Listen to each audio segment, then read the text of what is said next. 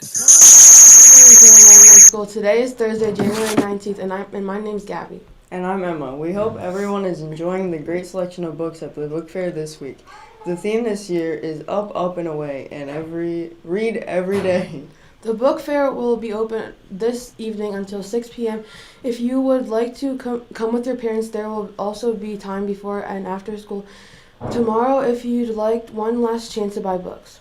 The boys and girls basketball teams had 2 games each this past week. The boys were able to secure their second win against Dayspring last Thursday, and on Tuesday they tied their season high for points with 28.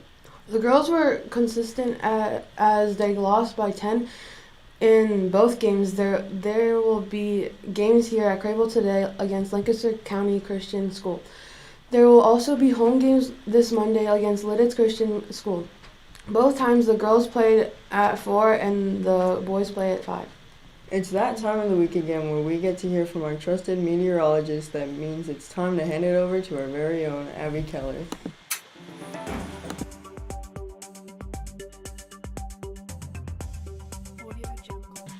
Good morning, Crable Mennonite School. Most of you have probably seen rain since you woke up this morning, with the rain starting at 4 o'clock. This rain will continue until late afternoon. Along with showers, the temperature right now is 38 degrees, with the feel-like temperature being the same.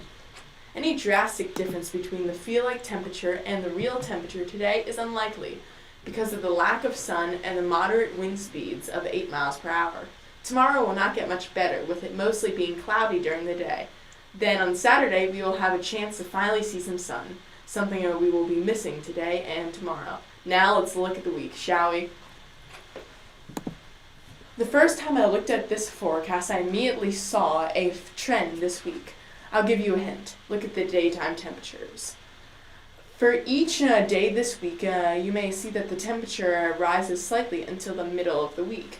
After that, this temperature decreases more dramatically, with Friday's high being 35 degrees. I have a hunch that this pattern will continue until next coming week. But I guess you'll have to tune in next week to find out, or you could find out yourself and become a meteorologist just like me. For most days this week, we will have an equal split of sun and clouds. The other 2 days will have light showers, and on Wednesday, we could possibly see some snow. But any snow gathering on the ground will be washed away by rain showers that Wednesday will also have. I'm your weather woman, Abby Keller, and that was this week's weather. Back to you.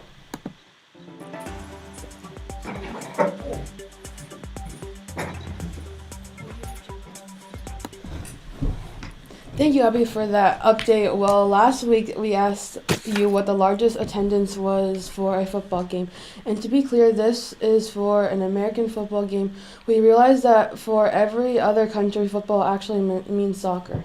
The football game was in September of 2016, and it was a college game between Tennessee and Virginia Tech, with Tennessee winning by a score of 45-24. It was actually held at Bristol Motor Speedway, which is usually used for NASCAR races. One of the reasons the game was held there was to try to break the record. The most people at a football game in all, there were 100,345 people in attendance at the game.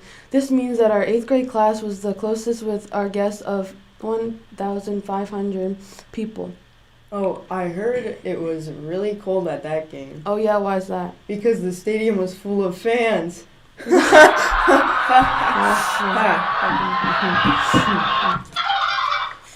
Okay, let's try something new this week. We have a few random news stories for around the world this week involving animals. In Oklahoma, last Friday, a cow was spotted wandering around in a parking lot of an Olive Garden.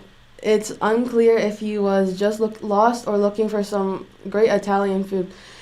The cow was safely caught and returned to its popular area.